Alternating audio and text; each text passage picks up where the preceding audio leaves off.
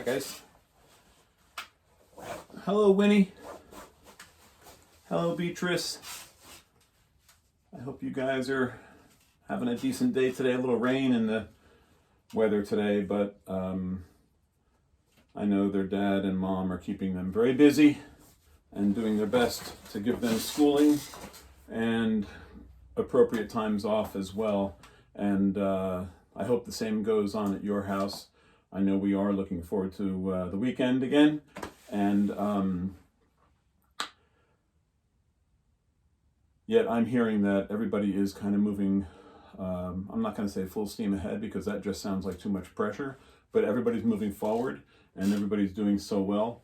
And we are having quite a few connections at the middle school with the teaching staff just to double check that everybody's okay. And today I began reaching out to some students, and I got some lovely emails back from some friends who, one in particular, heard back from Izzy, and she admitted that she wishes she could gather her friends in a lunchroom, you know, and have that social time that she misses so much at school. And I think we all feel that.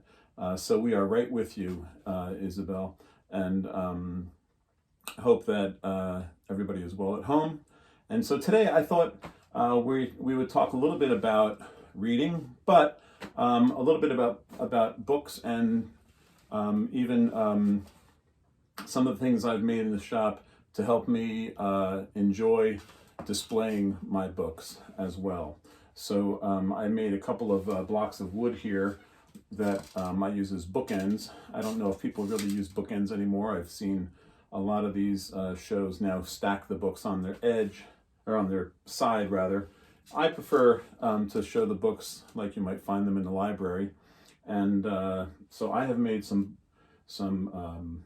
bookends for my own personal office and to kind of display what I consider beautiful books. I'd like to begin by talking about these particular books that I chose to display on the workbench tonight, so I could talk a little bit about the bookends. But first, let's talk a little bit about the books.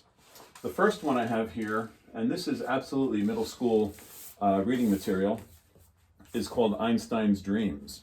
And this book is, I would say, very popular with students who have found it interesting. And that seems a little ridiculous because why would it be popular with kids who don't find it interesting?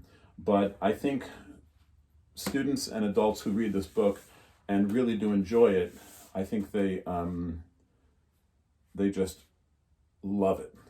It's such an interesting read. It's short stories basically about how time can change and about the change of time, and written by Alan Lightman.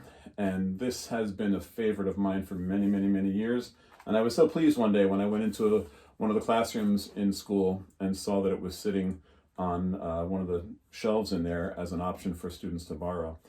Einstein's Dreams is a novel, but it's a very unique look at things. Really, really a great book. Another beautiful book I have is called Dawn to Dark, and this is produced by National Geographic, and it's a little bit thick. It's a thick book. You can see I've got a bookmark in there. And basically this book is all about shadow and light and how to take photographs, and they've shared some of the more iconic photographs from National Geographic and talked about the scene, what occurred there. I'm a little bit of a photo bug and love taking photographs of nature, so this is right up my alley. And it talks a little bit about the photographers, but mostly about the situations and the scenes that they're involved in and how they've captured that perfect shot. So this is a really beautiful book, and this is not something that I read on occasion as much as I'll pick it up once in a while and just kind of wish I was there, and actually wish I had taken that photograph too. Another book that I found really fascinating and I really enjoyed, and The Hidden Life of Trees. This book was sent to me, actually, well, it wasn't sent to me, but it was recommended to me by my sister. My sister has a radio program in Colorado, and she interviews people, naturalists and people like that. And so she interviewed this gentleman, Peter Wollomben, who wrote a book about the hidden life of trees. He is kind of a naturalist living in Germany, and he talks about, which is kind of like right up my alley because I enjoy woodworking. He talks about how trees protect themselves, how they survive, how they help each other, and yes, how they actually grow in families.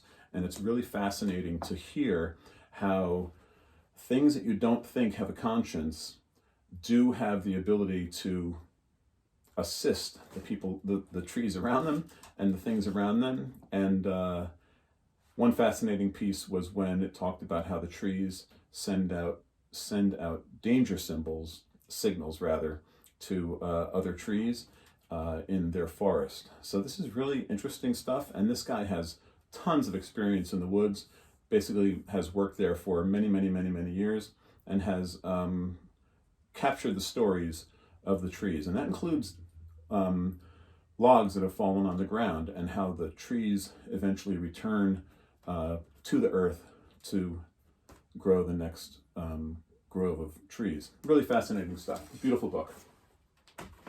This one is an interesting book, and it's a beautiful read. Obviously, it's not full color like some of those books, but what's interesting about this, and I think the students might enjoy this, is that one of the authors in here, this is Great Short Plays, Volume 10, and it's a privilege to be published in this book. And one of the authors in this book is Hal Corley. Hal Corley is the husband of Mrs. Corley, who is an 8th grade English teacher, and he is a celebrated author of plays. And so it was wonderful for me to get a copy of this from him, and I enjoyed reading his play as well as the others in the book. If you ever get a chance to, if you're ever looking for a short play, you should look up Hal Corley. He is celebrated nationwide. His plays have been performed, and it was a pleasure for me to meet him, but also much more of a pleasure for me to take this home and have that as part of my library. This book is Stopping by Woods on a Snowy Evening by Robert Frost. This is an edition, one of probably hundreds of different editions, but this edition happens to be a favorite of Mrs. Healy, who is a 7th grade English teacher, and she actually gave me this as a gift. And she knows that Robert Frost is my favorite guy and poet, and she also, I think, knows that I've memorized many of his poems by heart, this being obviously one of them. This is a great story and an iconic poem by Robert Frost, and this edition is just a beautiful, beautiful book. So thank you, Mrs. Healy. I am going to introduce Ms. Kurowski, who was nice enough to stop by tonight and talk to us about books in her life. So we're going to talk to her now. So let's do that. All right, so as promised, Ms. Kurowski is going to join us now, and we're going to talk a little bit about what's going on in the library and maybe what she's up to in the world of literature. So let's go there now. Hello, Ms. Kurowski. How are you today? Hi, Mr. Geiger. Thank you. Hi, all my friends. Thank you. Yeah, absolutely. Say hello to the public. They're all watching. We hope. I want to thank you so much for being here tonight. And before we get started on the topic, just wanted to check in with you and see how you guys are doing at home. Well, we're doing well so far. We've been taking daily walks. It's important to get outside and get fresh air. So we do that. We try to do it no matter what, except if it's downright pouring. Right. And so is this an awkward setting for you, being in a garage like this?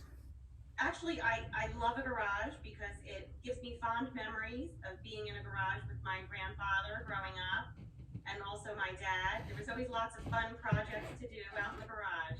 That's nice to hear. I was actually just talking to them a little bit about my grandfather and my own fond memories of some of my family members. So I guess we have that in common, that we think about our grandparents once in a while, which obviously is probably what everyone does. I hope that Winnie and Bee will feel the same way, and I'm counting on that. So Listen up, Winnie. You have to remember me very well. I'm sure they will, because these videos will be treasures for them. Well, it's interesting. When I started this as kind of like an in the moment thing, and it dawned on me after the third one that I think these might be around forever now, and There you go. that might be sad, but it also might be a very nice thing. So who knows? I will become historic, and now will you. So let me ask you: do you have time to read when you're at home, or what have you been up to? I do have some time to read, and I actually brought one of our Columbia Middle School novels home with me. It's called The Radiant Road. Radiant Road? It's The Radiant Road, and it's by Catherine Catmull, and I really enjoyed it. And what is the can you give us a little like book jacket premise? Yeah. I'll give you a quick Reader's Digest. It's the girl in the novel, Claire, is the main she's a YA. What's a YA? So she's a teen. What is YA? Sorry? Young adult. Oh, young adult. Okay. She's a young adult. She's a teenager. And she and her dad moved back to Ireland to the house that she was born in. And she finds out that she is the guardian of the ancient yew tree that grows through her house. So there's a little bit of fantasy. She picks up with a band of fairies and basically saves the world. And Really? yeah, it's pretty cool. It's a neat story, and I flew through it, and it was written really beautifully. The language is pretty lyrical at times. It's quite enjoyable. Yeah, that's awesome. I love that kind of stuff. I enjoy reading fantasy, Tolkien and those kinds of things. And I love that. yeah, that's awesome. That's kind of. I mean, I'm not a YA. What would I be? I would be an I would be an OM, I guess, but that type of novel is kind of like right up my alley, if you will. That's terrific. So, talk to us a little bit about. I know it's a looser connection that you have with the students at this time because you don't get to see them every day at lunch and during EP and things. But how are you helping us make a connection between the library at school and our own little world at home, if you will? Right. Well, first, I guess I'd like to give a shout out to my EP regulars. Hi, everybody. I miss you all. I miss your smiling faces coming into the library during EP. Well, I know you have a lot of voracious readers, and then you have those that kind of trickle in from time to time, and I do. all different And levels. I miss those. Yeah. So I kind of want to let everybody know that I've been keeping up with all of these freebies that publishers and other websites have been offering at this time. If people go to the library website through the Columbia Middle School website, I have links to all these great freebies that are going on right now. There's a World Book one, there's some Abdo ones, and even if you have younger siblings, I think the Abdo one offers different age levels, so you can, even if you're a middle school reader, but you have younger siblings at home, you can point them in the direction of those ebooks as well. And how young of a reader would that be? That information available. How young of a reader would that be? How young of a reader? Like elementary, even. They have it separated, elementary, middle, and I think they even have a high school link on their site. It's pretty cool. Have you heard that Amazon was doing something this week? Yes, definitely. And I plan on posting that link on my website as well. And I also want to remind people, those who are fans of Suzanne Collins, she's got the next Hunger Games novel coming out. It's being released on May 19th, so mark that on your calendars. May 19th, Hunger May Games. 19th, it's the Battle of Songbirds and Snakes. So any final things for tonight? Anything else to share from the library or from your own life that you would like to share? Well, just, that keep looking at the library website, because as more and more of these companies release freebies, I will be posting them and constantly updating the website. So keep reading, everybody. It's important. Terrific. And I'm sure you're in touch with all your friends at the middle school. Please tell them that this was a pretty easy read for you to come into the garage and do this. We'd love more guests. So thank you. It was a lot of fun. Thank you so much for coming in tonight. I really appreciate it. Thank you for having me. Keep reading. You too. I enjoyed that. It's always great seeing teachers from our school, educators from our school. And while we're on the subject, before I close tonight, I want to tell all the parents at home that our own Mr. Bonaspina, 7th grade social studies teacher, was named Educator of the Year for Columbia Middle School.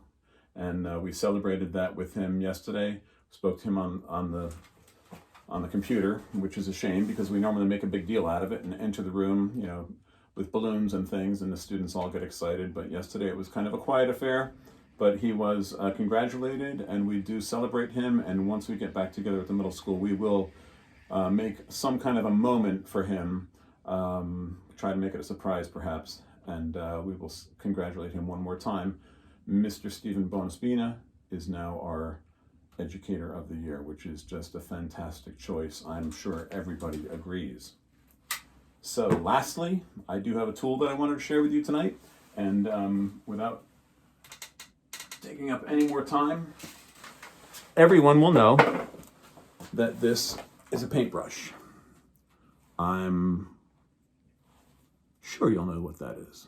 It's a paintbrush. Mr. Geiger, that's a paintbrush. Absolutely. But what does it paint? That's the question. What does it paint? I will tell you that these brushes are handmade, and that these brushes are probably more than 50 years old.